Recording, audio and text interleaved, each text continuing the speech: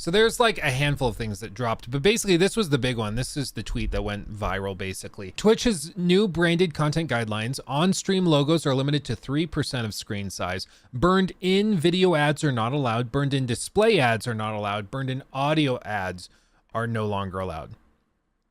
Twitch claims they were never allowed, full stop, and they're just clarifying. But to be clear what this means, if you have like a logo, like for example, on my setup here, you'll notice in the top corner, we have Apex Gaming, that logo. That Apex Gaming logo is a sponsor of mine, and I love them dearly. They hooked me up with this gaming PC. They make great PCs.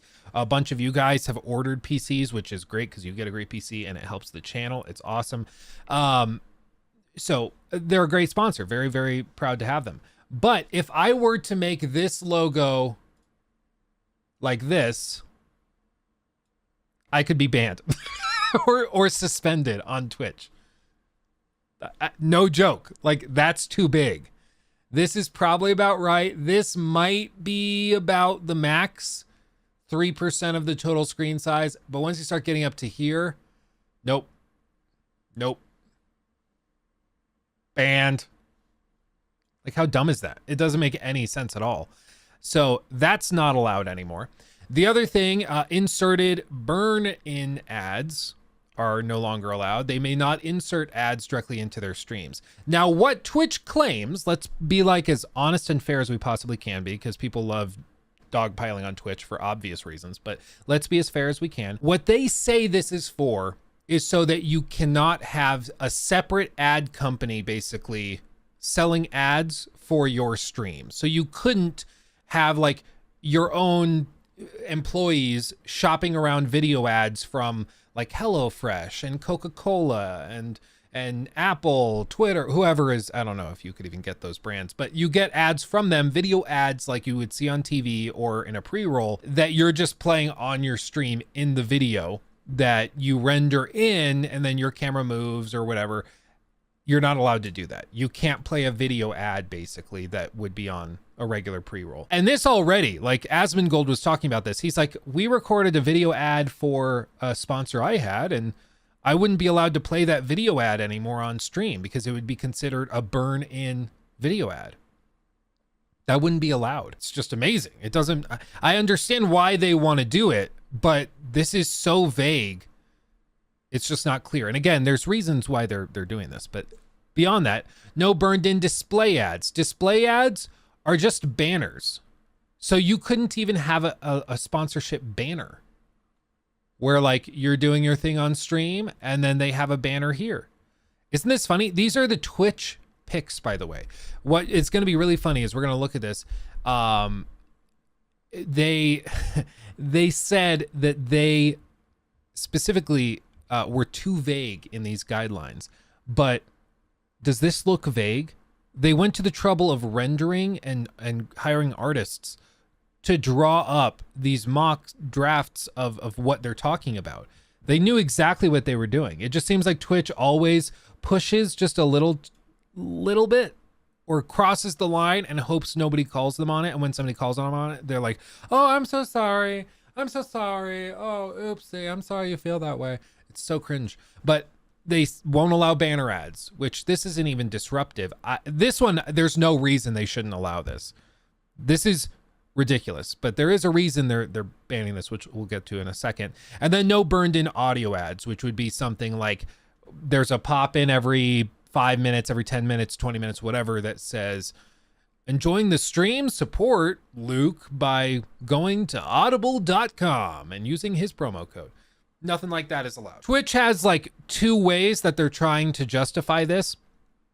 The one way, yeah, we're sorry. The one way they're saying that or one reason they're saying they're doing this is because they want to protect the viewer. I don't see how this protects the viewer. Honestly, if there's a streamer, this is a great thing about the marketplace of entertainment. If you come across a streamer who has banner ads that are just insane, you're probably not going to spend much time watching them. Just like if right here, my Apex Gaming PC's ad or little logo, if it was like this across the screen, you'd probably be like, Luke, can you stop? Like that's a little disruptive. And you probably stop watching, right? Like, you don't need an official policy. The viewers will determine what they're okay with and what they're not. So I don't see how that holds up.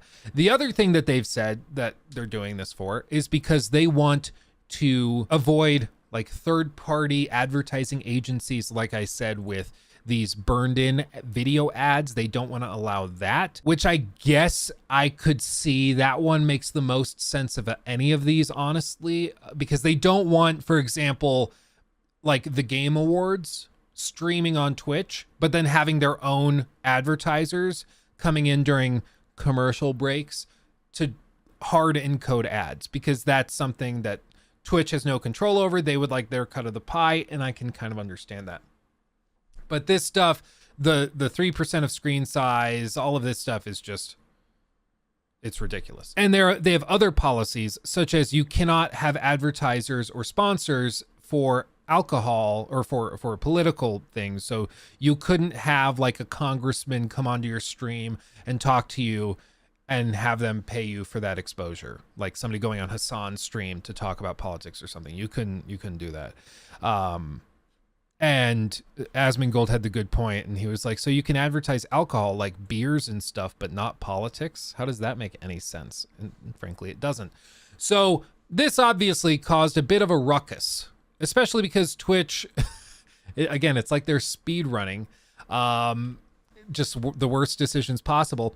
Twitch also announced that they are going to be charging $25 to each individual person who tries to terminate their streamer agreement. So if you or we terminate this agreement, a maintenance fee will be deducted from your remaining balance. A maintenance fee will be the lesser of the accrued program fees for your Twitch channel, or $25. And your remaining balance after the deduction of the maintenance fee will be paid to you. And this to me would suggest that they're having so many people try to back out of their affiliate agreements that they're trying to just get a little cash and bail. Or at least make the most of people bailing. Kick, to their credit, I'll talk more about Kick in a second, but Kick, to their credit, came out with a layup saying we will cover the $25 fee for anyone willing to break their contract and move to Kick, which honestly, it's this is just an easy dub for Kick. This whole thing that you see like people tweeting out, we'll address that, but anyway, so that was a layup. That was easy enough. Was there anything else? Oh yeah, their apology was interesting. Twitch issued an apology after people weren't super thrilled about that. And what they said was, let's see, an apology. Today's branded content policy update was overly broad. This created confusion and frustration, and we apologize for that. We're sorry.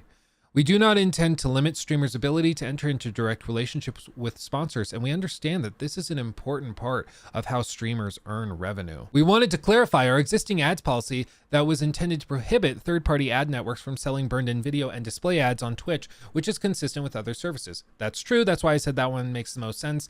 But the banner, I still think is overshooting. We missed the mark with the policy language, and we will rewrite the guidelines to be clear. Thank you for sharing your concerns, and we appreciate the feedback. We'll notify the community once we have updated the language. So again, just totally avoiding the key problem. And to me, there's a few reasons there's many reasons this is a problem, but for one, I've said it before, I'll say it again, perception is often more important than reality. In the case of Twitch, even if it is the case that they were trying to create a policy that was just good for the community and they worded it wrong with the wrong verbiage and things, then it still doesn't really make things better, because the perception is everybody is instantaneously ready to jump at Twitch to say, well, yeah, but you guys are like scummy scammers who are trying to ruin your own website. You don't care about streamers. You're just trying to take away sponsorship revenue, all of this. And whether or not that's true, that's what everybody thinks. And so Twitch should be much more concerned with repairing that image than whatever the crap they're doing here. The fact that they're spending so much money on lawyers to work out this verbiage when they should be focusing on trying to repair relationships with the community and with their streamers is just amazing to me. Another really interesting thing about this that's going to lead me into my conspiracy theory is this. So this was interesting. This guy is the CEO of Twitch, Dan Clancy, and he went on, I don't know who this is, but it's Philian, I guess. It's some VTuber stream, and he talked a little bit. Okay, let's hear what he has to say. Contracts come back? Do you even want them to come back? Do you see a world where Twitch contracts come back? Do you even want them to come back?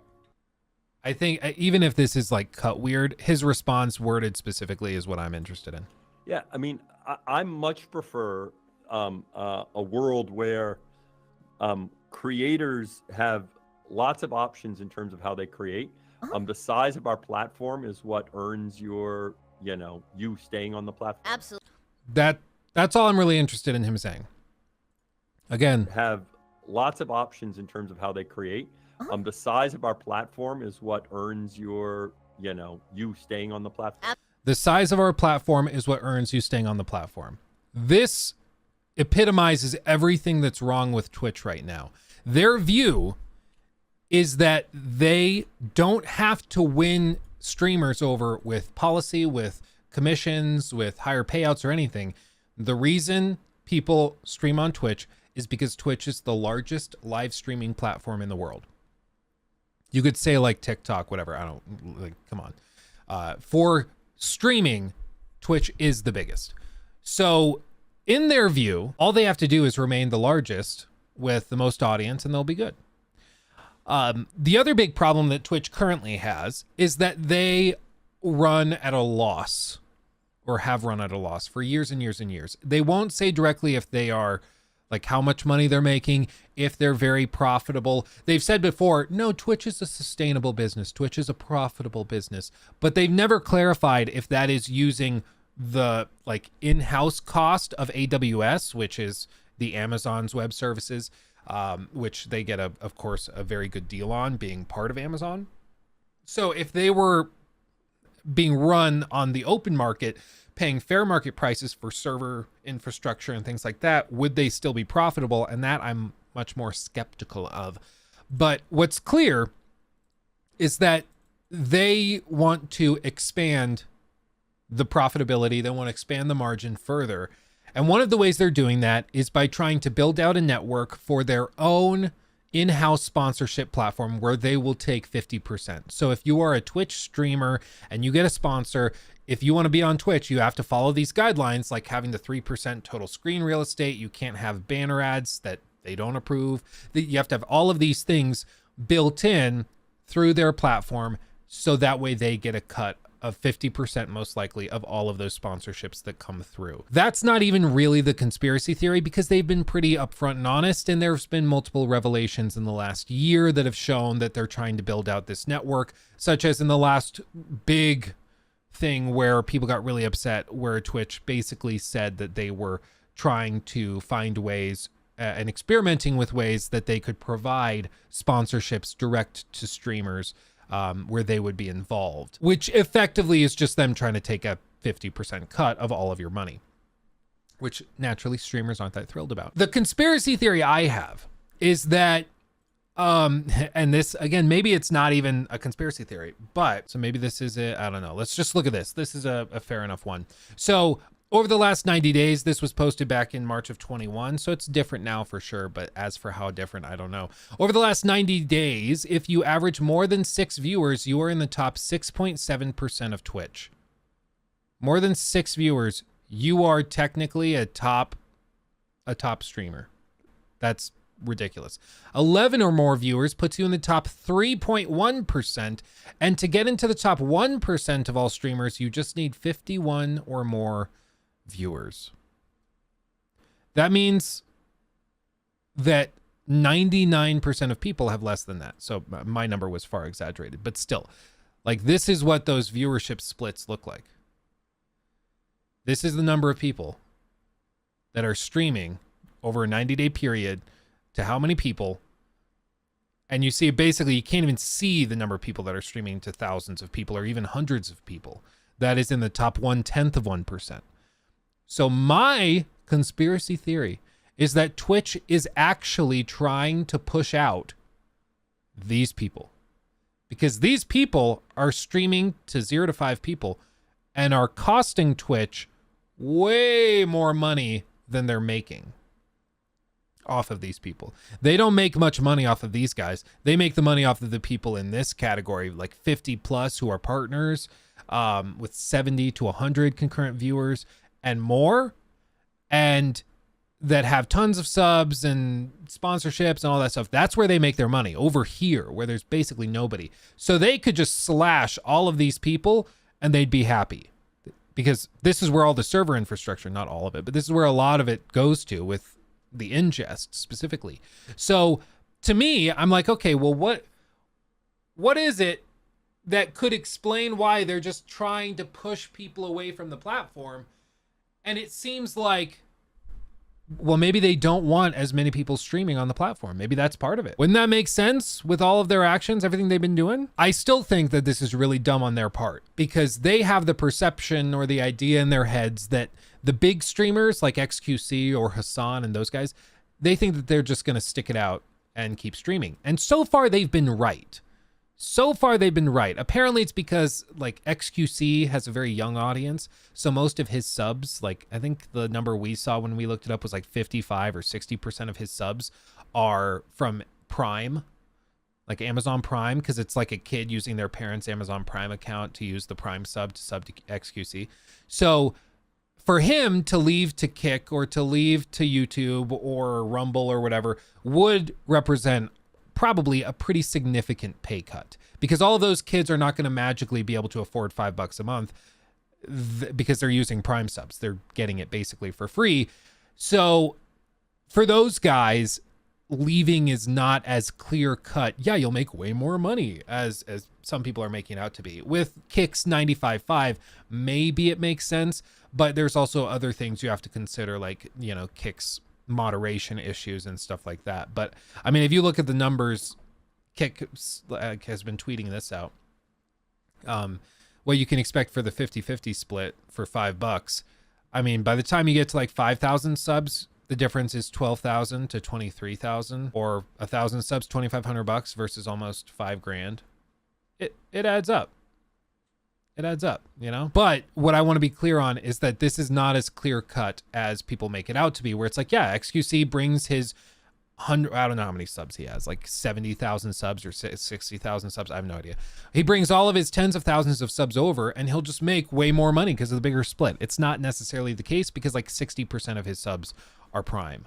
So they aren't actually paying anything out of pocket for that sub. To me, it seems like Twitch is actively trying to nuke their own platform because they want to get rid of the little guys. And so far, most of the people that have moved to Kick are the little guys. It's the people with 5 to 10 viewers. It's the people who are trying to get that bigger cut, because to them, the difference between like $50 a month from streaming and $100 a month from streaming is pretty significant. And it feels exciting to all of a sudden be making that difference. But Kick has its own suite of issues that I've run through before. Whenever a company comes along and is just like, we've figured out some incredible business model where we are now profitable, or we can manage this, but no other company in the world has been able to manage it, that gets me very, very suspicious, because that's simply not how reality works. Kick is having to use most likely AWS or some sort of Microsoft offering for their cloud infrastructure.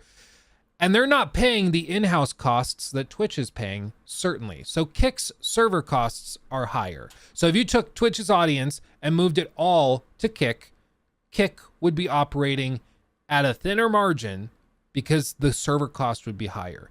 They also are operating at a thinner margin because they're taking less of a cut from subs. I don't think they take a cut of donations. I don't think they have, they have kicks. Is that what they call it? Kick donations? Maybe they take a small cut of that. I'm not sure. And they don't really have a strong advertising infrastructure either. So at no part of this equation does it make any sense that Kick is somehow profitable if Twitch is struggling as much as they seem to be. So they're losing a ton of money. And people say, well, that's okay because they have stake.com, which is the gambling website that backs them up. And that's what keeps this thing afloat. Basically, Kick is the loss leader that pays, or that Stake pays for, in order so that they can funnel people to stake.com, where they make their money through gambling and all of that. Is that a viable business model in the short term? Probably. Long term, I personally don't think so. I don't see it, because most of the people that are moving over to Kick, I don't think are going to be gambling on stream, and I don't think that they're going to magically start funneling people over to Stake. Now, if they just plaster stake.com all over Kick, and it's like one of the built-in sponsorships or something for the platform, okay, maybe that works. But I think eventually, especially as Kick continues to grow, something will have to change. Yeah, at the minimum, they would take a payment processing fee. Yeah, it's probably, honestly, it's probably 5%. They probably take 5% off of donations to process it. They take an extra couple percent, you know, off the top of the 3% processing fee. So they probably manage it that way. But I just don't see how Twitch lasts in the, or how Kick lasts in the long term if Twitch is already currently struggling as is, with all of the benefits and advantages that they have. So there's that. So with all this said, I mean, people in general have kind of revolted against all of this. They're not too thrilled with Twitch's decisions. Asmongold called for people to boycott. Mr. Beast came out and said, hey, Twitch, how about instead of handicapping what creators make, you help them make more? Seems more logical. And he said that he was thinking that he might go and try a stream on Kick. Who knows? If Mr. Beast goes over and starts throwing his support behind Kick, you could see some stuff actually happening. So I don't know what the future of Twitch is. I just have to imagine that once, and I hope that once all of these Twitch partners contracts run out, they all just jump ship. I don't think they move to Kick. I think a lot of them probably move to YouTube. I hope YouTube pays them a fat stack to do it. Kick, I think paying for exclusivity contracts is not a bad idea, but Kick has a pretty negative reputation, or poor reputation right now, and it's going to take a lot to change that, especially when like Aiden Ross is your representative. Because frankly, I don't want to be streaming on a platform where like Aiden Ross is the best of the best, you know? I don't want to be lumped into that group. I would rather be like, oh yeah, I stream on the same platform that Asmongold does. Then I'm okay. If Asmongold went to Kick, then I think that helps smooth things over. But they're going to need something like that to happen. They're going to need a big mass exodus, and they also are going to need probably to change their pricing model in some way so that they can start generating revenue, because I just don't see how Kick can be making money as it is. I just don't understand it. And nobody does. Nobody knows. Like, if Microsoft couldn't figure it out, if Amazon can't figure it out, what makes you think that some gambling website has magically figured out how to make this profitable? I would say if you think that they've just got some magic ability to do it, I'd say you are very gullible. Eventually, something will have to change. Otherwise, they're just going to keep losing money perpetually. And that is not how businesses work. But for that, you need investors to keep shoveling cash in. And my understanding is that Stake does not have investors shoveling cash in like that. YouTube did the same thing. Unless you get 1,000 subs, you can't start monetizing the videos. They're wasting money by processing small checks. I mean, the unfortunate reality is that for these platforms, especially with live content, I'm not involved in it. I don't know what AWS costs. I won't pretend to. But my understanding is that it is very expensive to enable worldwide live video content to anybody, like anybody at all. And that's what Twitch offers. That's what YouTube offers, TikTok, all of these groups. But they don't start promising you money. Twitch tries to like avoid that too with like affiliates. You need affiliate.